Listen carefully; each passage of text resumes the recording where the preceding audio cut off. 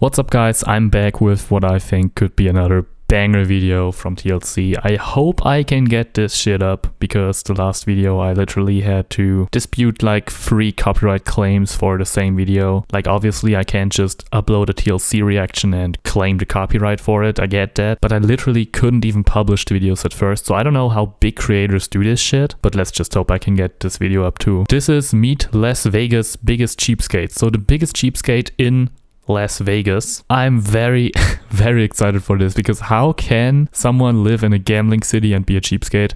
I don't know. We see this guy here on the thumbnail on a fucking gambling machine. I think this is gonna be rage bait end level. So let's just go into this video.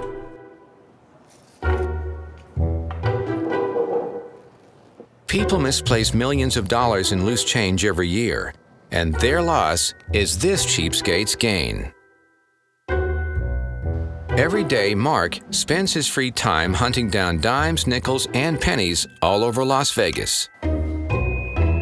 Okay, that's crazy already, but I mean, here where I live, we have a system called Fund, which basically if you buy a plastic bottle, it has a code on the thing, and in the grocery store there's machines where you can put that bottle in. Jesus Christ, we're 23 seconds into the video and I'm already starting a fucking rambling session, man, but whatever. So there's these machines where you can put the bottles in, the plastic bottles, and you get cash back for it, like 25 cents per bottle, and you get like a receipt, and then you can either just, you know, buy new groceries with that or just cash it out. And there's why I'm telling you this, there's people that go around and look into trash bins and stuff and search for plastic bottles with these codes on them, and then they go and put them in the machines and they get the money for it. But like mostly these people do it like on the street, like they go through the trash bins and stuff. They don't really go like into restaurants and just search the seats for pennies. That's kind of crazy.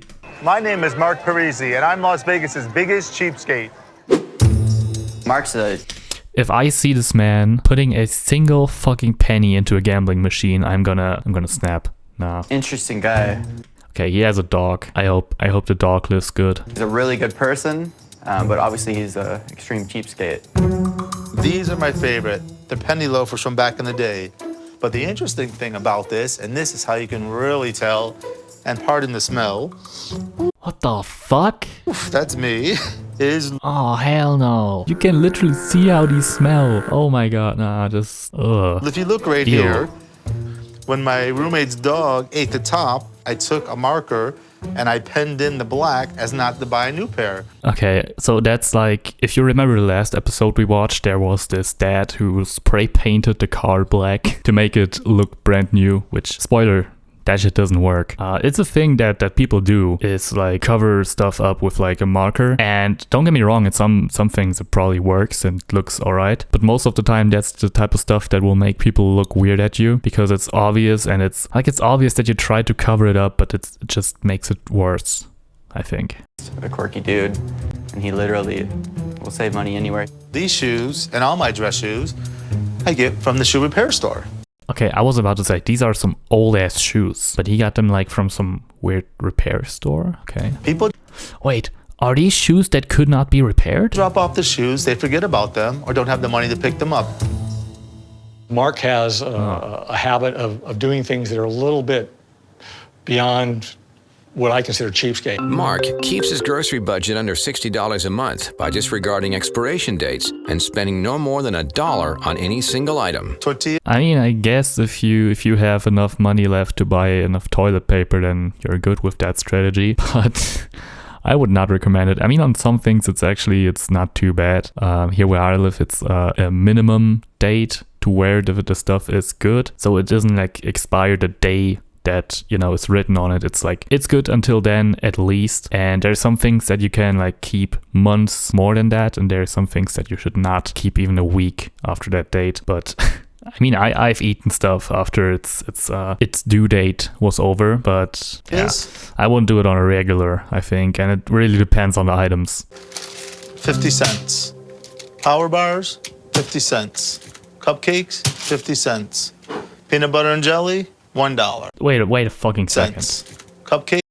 Okay, so as a European guy, peanut butter and jelly has been a myth for my whole fucking life. Like, I've never tried it. It's not a thing here where I live. I remember as a kid, I wanted to make it for myself one time, and dude, my mom looked at me so fucking weirded out. She was like, what the fuck are you doing? Why are you putting peanut butter and jelly on a, like, what are you doing? Like, it's so weird here. And I don't remember what it was like as a kid. I was really young, but I've never had it. You guys have this stuff done in a jar? Like, it's already, like, you just take it out, put it on bread, on a toast probably, and because guys don't have real bread over there. You just spoon it out, put it on the toast, and then you go, you eat? That's crazy. 50 cents. Peanut butter and jelly, $1. But his thrifty habits don't stop there. He pays next to nothing for water each month by refusing to use it in his own apartment. I end up spending about $1, at the most $1.50 on laundry, because I throw 1 or 2 pieces in with everybody else. Once Wait, what? What do you mean you throw 1 or 2 pieces in with everybody at what? a week, he washes and dries his clothes without spending a dime. Hi, I'm Mark. Would you mind if I throw in some laundry with you? Just a few things, not a lot, maybe a few things. No. Okay. Dude, what the fuck? That's so weird. Isn't that fucking weird? Yeah, I get that guy's look. I would look at him that way if he would do that. I can see, yeah, maybe let me borrow a cigarette or something, but the washing machine, no. Hello. Yeah, that's also not sanitary. Like, oh my god, dude. She's there with her two kids. Don't ask her. No. That's just gonna get you canceled on Twitter, man. Don't do that. My name is Mark. I was wondering if you'd mind if I tossed in a few articles with your laundry? No. A lot of people say that I'm crazy. Do you mind if I throw in some laundry with you? No, that's fine. Thank you. Bro, he's just going through the store, asking people if he can... Oh man, this is... No. But a couple things here, a couple things there, and then you find someone else to share a dryer with. The way he throws it in, dude, look a at couple that. things here, a couple things there, and then you find It looks comical to me. What the someone else fuck? to share a dryer with. Do you mind if I throw some laundry in with you? Just a few items? Hey, go ahead. Thank you. It's not a lack of money.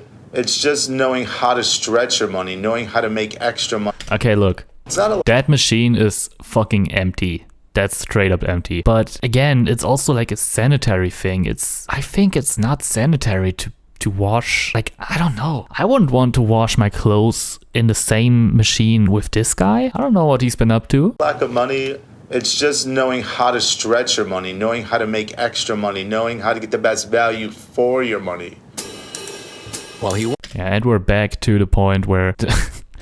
Go to pause screen here. Like what he just said, like knowing how to stretch out your money and, you know, just knowing how to spend your money well. Like that's important, obviously. All the things he just said is important, but not to this extent, I think. This is extreme. won't spend a single cent on laundry, Mark does like to gamble. Oh no. Fuck no. Oh, this...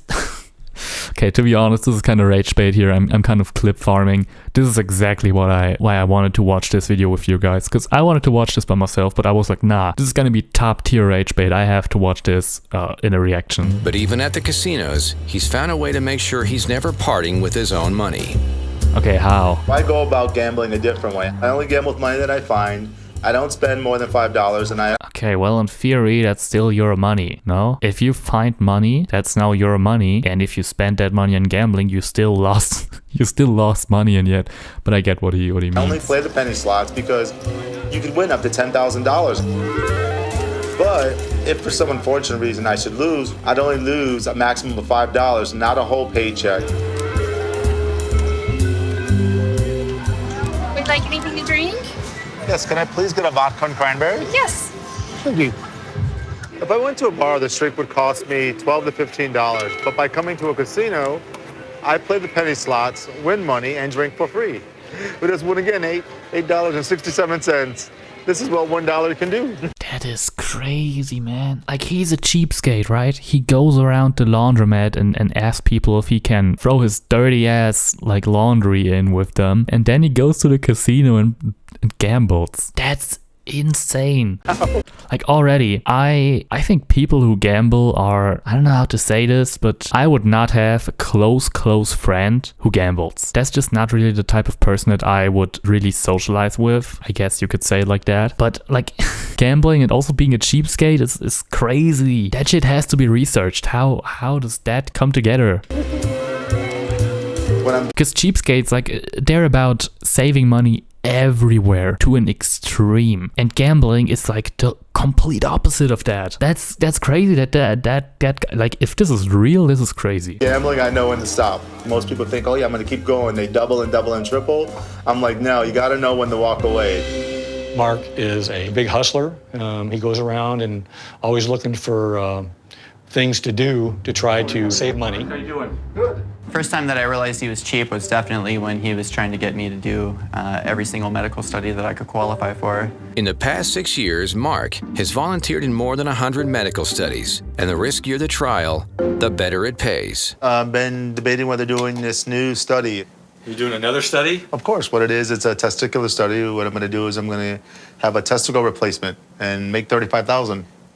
You're going to have your testicles replaced? One of my testicles, not both. Don't you think you need it? Well, they give you an artificial one, so I'd still have two working parts.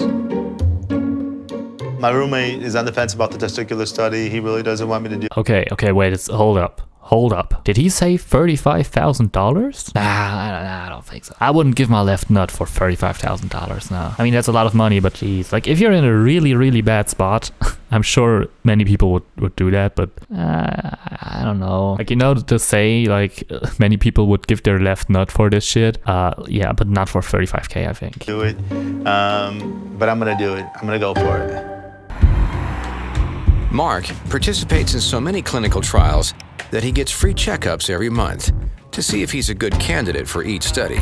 So what we're doing today is we're gonna go basically for... That's kind of sick, though.